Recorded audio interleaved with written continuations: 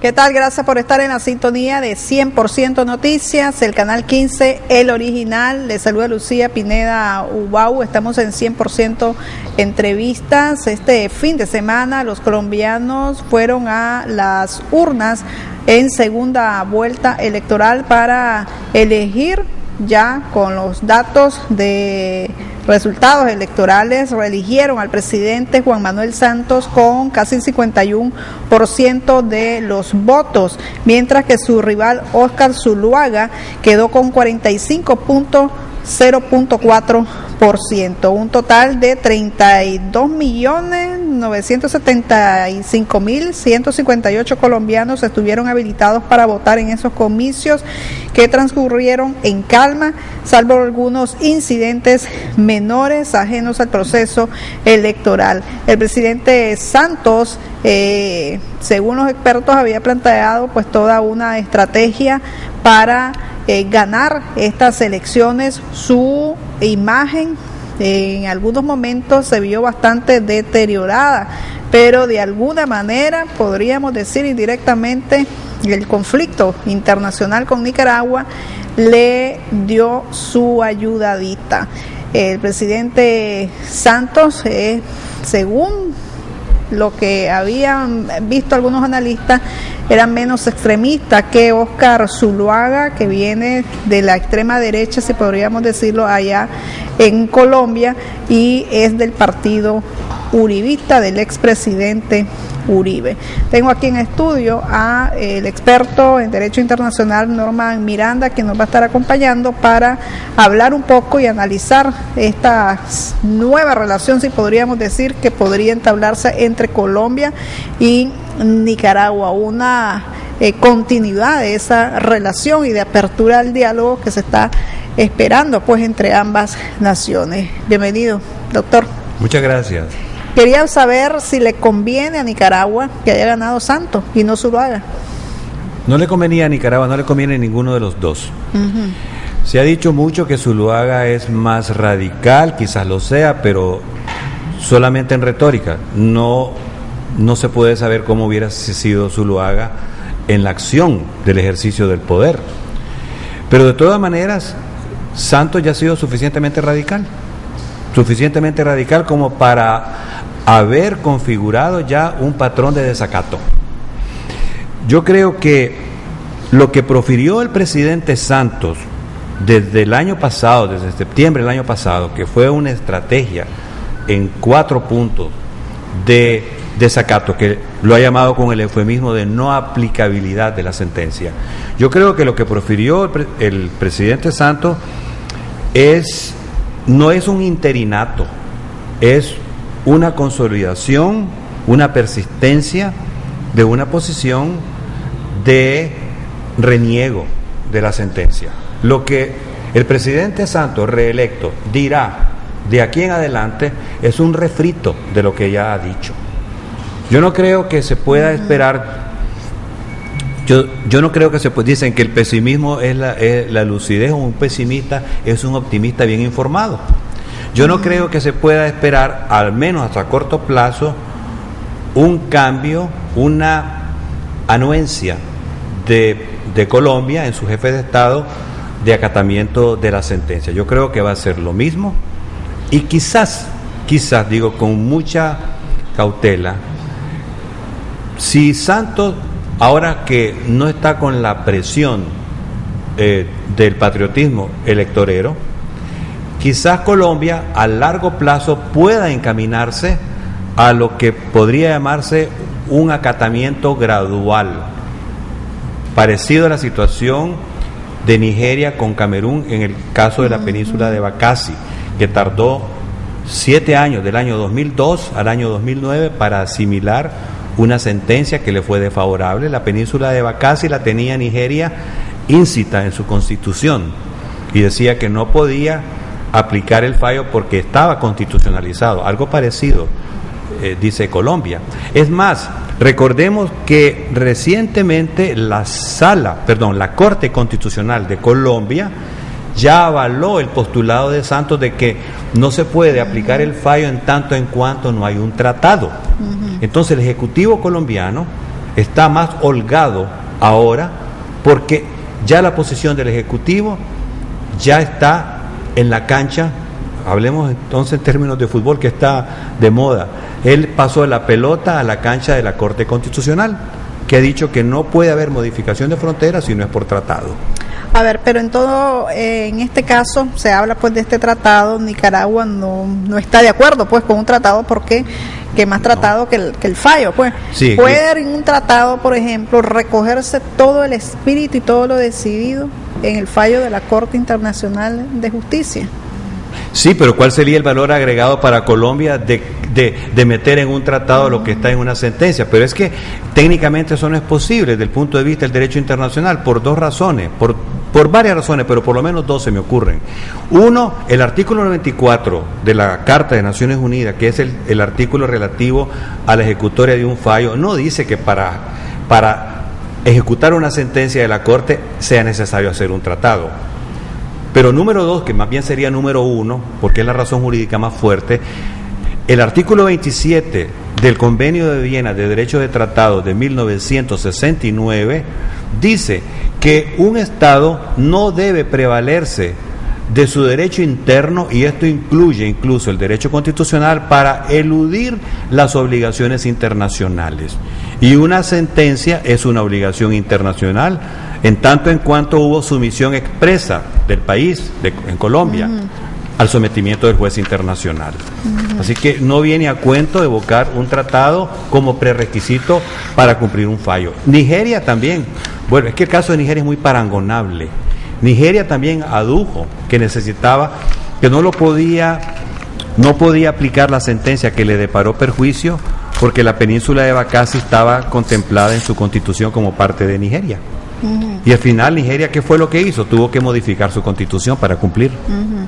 A ver, pero ahora que en Nicaragua, yo le pregunté, o sea, le convenía a Santos, pero entre el menos mal para Nicaragua, ¿cuál era? O sea, porque ya se sabe Santos quién es, sí, cómo actúa, ya cuál ha sido su reacción. O sea, como decimos en buen nicaragüense, es mejor lo viejo conocido, pues sí, que lo nuevo por conocer. Y habíamos visto posiciones bastante extremistas pues de parte del candidato Zuluaga con este tema, ¿verdad? Y también del propio Álvaro Uribe, pues, sí, que en su momento fue una campaña de sí, que no se cumpliera, pues era de los férreos pues, opositores a que se cumpliera, y Santos tuvo en ese momento una gran presión de parte de ese sector pues de extrema derecha pues allá en Colombia.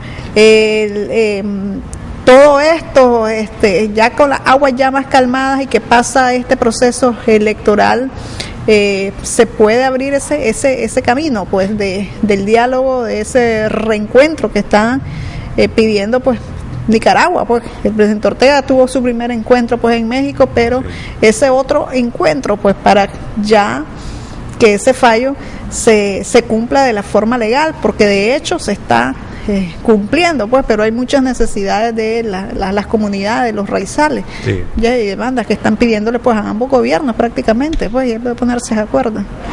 Yo creo que la respuesta a su pregunta depara dos aspectos.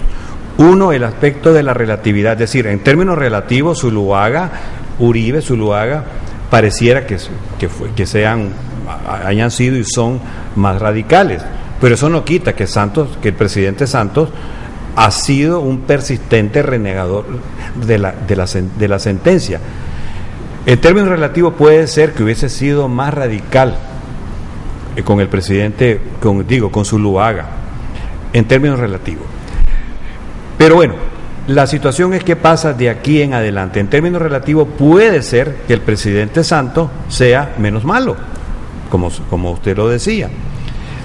Ahora, respecto a la viabilidad de que Colombia se avenga a un acatamiento, por ahora no vemos señas sobre eso, porque el hecho de que se dice que el fallo se viene cumpliendo en la medida en que Colombia tolera de que barcos nicaragüenses rebasen el meridiano 82 y llegan hasta el meridiano 79. El meridiano 79 coincide más o menos con el cogollo del límite de las 200 millas que la Corte le reconoció a Nicaragua. Pero esas permisividades que tiene Colombia son muy frágiles. El día de mañana puede Colombia decir que se mantiene firme en el meridiano 82 y que Nicaragua no debe pasar del meridiano 82, pero además el mismo tenor literal de la demanda que Nicaragua interpuso el 27 de noviembre pasado para el cumplimiento de la sentencia dice en uno de sus 4 puntos que pide a la Corte que obligue a Colombia al cumplimiento del fallo. Una de las razones por las cuales Nicaragua se lo pide es porque Nicaragua estima de que no disfruta plenamente de sus derechos y que Colombia se los obstruye en el tanto en que Colombia no reconoce el fallo. Entonces no podemos quedar a la saga de que Colombia lo sople el calor y el frío a su conveniencia. Por eso es que fue muy oportuno que Nicaragua interpusiera la demanda de cumplimiento, que además quiero agregar algo al respecto que es muy oportuno. Un especialista colombiano en Derecho Internacional, Andrés Molano, dice que esta demanda de Nicaragua es algo inédito, porque no había habido anteriormente en los casos de desacato, que son 4 en el tema territorial, no había habido una demanda a la Corte misma, que es la emisora del fallo. Con esta demanda, tras que la Corte reafirme su autoridad y le ordene a Colombia a que cumpla el fallo, Nicaragua tendría entonces en el futuro, deja abierto el escenario para recurrir con mayor contundencia ante el Consejo de Seguridad, que es el garrote del sistema de Naciones Unidas, para que aplique el artículo 94.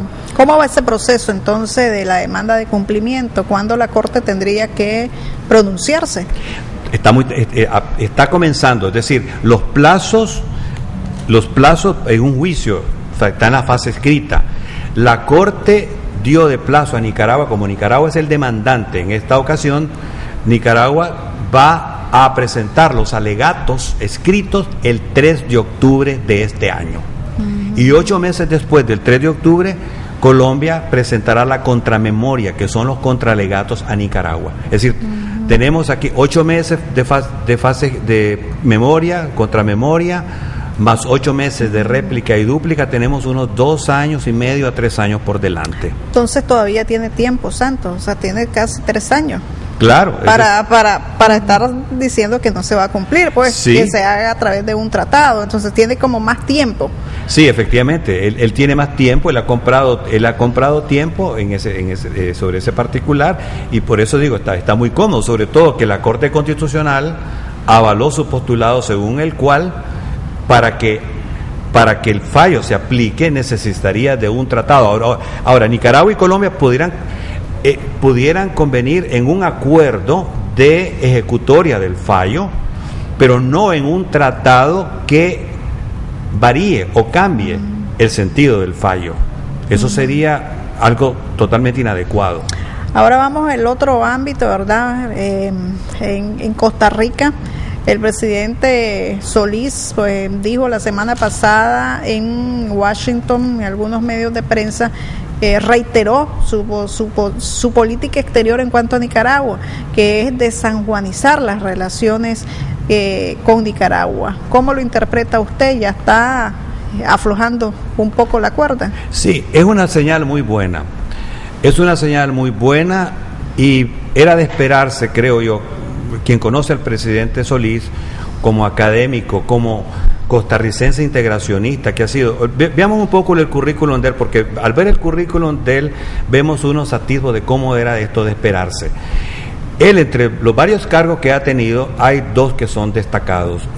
Él fue durante un tiempo con una ONG canadiense, se ocupó del desarrollo de la región Huétar Norte de Costa Rica, que es la región de menor desarrollo relativo, vecina con Nicaragua.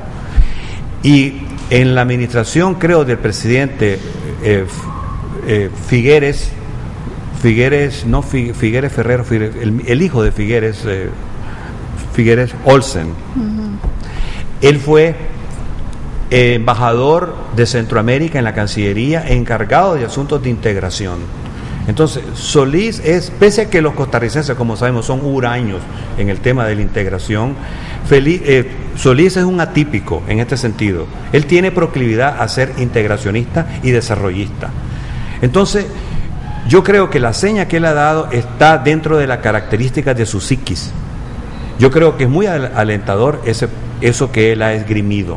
Ahora, él ha hecho, tampoco esto es para euforia y para salir diciendo que ya todo está arreglado, porque él ha dicho muy bien que los temas que están incoados en la Corte, que se dejen allí, que Costa Rica estaría dispuesto a hablar sobre el resto de las cosas, que son temas de inmigración, temas de comercio y tantos otros, pero los temas que están en la Corte, que son 3, tenemos el caso en acumulación de expediente, el caso de la Troya y de Harbour Head, y el caso en el cual Costa Rica nos demandó en febrero pasado que La Haya delimite las fronteras marítimas tanto en el Caribe como en el Pacífico.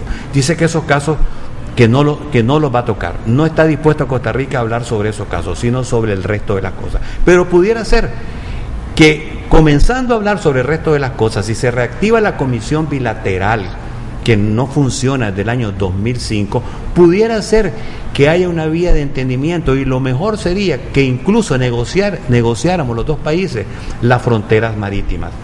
Y a Costa Rica le convendría, primeramente, tratar la negociación antes que la Corte lo haga. ¿Puedo decir por qué? ¿O me excedo? No, cuéntame. Sí, sí, porque esto es un punto importante. Como Costa Rica es el demandante, Costa Rica va a presentar los argumentos de primero. Y Costa Rica está atrapado, al menos en la parte del Caribe, en lo que se puede llamar una inestabilidad jurídica. ¿Qué es esto? Costa Rica es del año 1977, que concluyó un tratado con Colombia, aunque no lo ha ratificado, pero Costa Rica dice que se comporta como que se hubiera ratificado ese tratado, el Facio Fernández. Costa Rica desde entonces ya consolidó cuál es su sentido de frontera, lo que se llama la horizontalidad a partir de la latitud 10 grados 58 minutos, que es la latitud de Punta de Castilla. Desde ahí tira una línea horizontal hacia el meridiano 82. Ese elemento de horizontalidad riñe con otro elemento que han proferido otros geógrafos de Costa Rica, que es lo que se llama el arco de mar. Hay otro geógrafo, sobre todo Guillermo Quirós, que dice que la frontera debe ser en un arco, y que si fuera lineal, Costa Rica estaría perdiendo 8.700 kilómetros cuadrados, 18.700 kilómetros cuadrados. Eso, perdón, 1.870 kilómetros cuadrados. Entonces, Costa Rica tiene una inestabilidad jurídica entre horizontalidad y arco de mar, al menos en el Caribe. Hay un problema bastante parecido también en el Pacífico. Entonces, Costa Rica, como es la primera que va a presentar sus argumentos porque demanda, le va a dar tiempo a Nicaragua para poder refutar esos argumentos de contradicción que tiene. Por lo tanto, Costa Rica estratégicamente le convendría que Nicaragua y Costa Rica se sentaran a delimitar fronteras por negociación, como lo estipula la Convención de Derechos del Mar. El recurso al juez no es inexorable, es contingente. Las partes pueden, es lo deseable, como lo acaba de hacer Costa Rica con Ecuador hace poco. Delimitaron fronteras marítimas a partir de la isla del Coco y la isla Galápagos. No, esa relación que tiene el presidente Solís muy cercana pues con la gente del MRS, esto no ha provocado alguna malimpresión con el gobernante del Frente Sandinista, pues el presidente Ortega, o sea, el MRS, pues aquí es ferro opositor del gobierno, y vemos un MRS super aliado con Luis Guillermo Solís.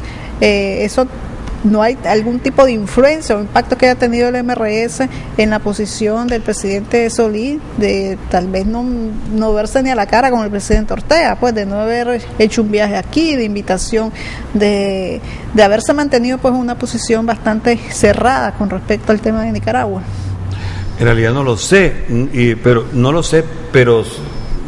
me parece que pueda haber tenido esa influencia, porque Guillermo Solís es demasiado profesional para hacer una dicotomía entre lo que es un movimiento político y lo que es el gobierno. Él tiene que entenderse con el gobierno de Nicaragua, el gobierno de Nicaragua tal cual es, y no es el MRS, el gobierno de Nicaragua. En eso él debe tener una lucidez profesional seguramente apabullante, probada. Entonces, yo creo que la reticencia que él ha esgrimido, la esgrimió durante fue candidato, yo creo que era para tener una situación política, pero es que hay una cosa más que es muy importante. Costa Rica creo que en todo caso va a mantener una polémica con Nicaragua porque lo necesita. Es decir, hay muchos problemas en Costa Rica, el déficit fiscal es muy grande, los problemas internos son muy grandes, las expectativas, las aspiraciones de los ticos son muy grandes, el gobierno quizás no pueda tener la capacidad de dárselo todo lo que quiere, que Costa Rica va a necesitar tener un punto de cohesión nacional para así superar las desavenencias internas que pueden haber. Necesita de este conflicto, de este camorreo con Nicaragua para tener un punto de cohesión nacional. Y en ese tanto creo que va a mantener la polémica porque políticamente lo necesita. Bueno, pues doctor, gracias aquí por sus comentarios, se nos ha ya agotado el tiempo, pero vamos a estar viendo pues toda esta polémica pues de los dos países, Nicaragua, Costa Rica, Colombia, también Nicaragua, y a ver qué sale, pues, pero la agenda abierta. Ya la gente ya bien acomodada en sus puestos. Sí, es decir, porque todo tiene que ver. Se le baja bastante la presión. Se le baja mucha por la presión. La semana pasada teníamos entendido que andaba el comandante Arce en ese encuentro donde estaba Solís. Entonces ya la gente anda especulando, seguro de que hay como pláticas por debajo y muchas cosas que no sabemos. Esa diplomacia extracoloquial es la que genera los cambios. Muchas veces ocurre así y ojalá pues. Entonces todavía pues no se ha dicho todo pues en ese encuentro que hubo pues la semana pasada en los Estados Unidos, donde estaba pues Solís y bueno pues y fue el comandante Arce. Todo el mundo estaba sorprendido que anduviera ahí Arce pues porque ya había tenido un problema creo de registro migratorio allá en los Estados Unidos y había habido pues una molestia de él al respecto, pero fue y estaba ahí y había abrazado. Eso se llama la contundencia factual, se llama eso. Y habrá saludado pues al presidente de Costa Rica, Luis Guillermo Solís. Vamos a estar pendientes pues de esos temas. Gracias, don Norman. Y ahí siempre lo estamos llamando para consultarlo. Con mucho gusto. Cuenta conmigo siempre. Bueno, a ustedes muchas gracias por su sintonía. Recuerda que este y todos los programas quedan grabados en nuestro sitio web www.canal15.com.ni y lo puede ver también en nuestro canal de YouTube, youtube.com/Canal 15 Nicaragua.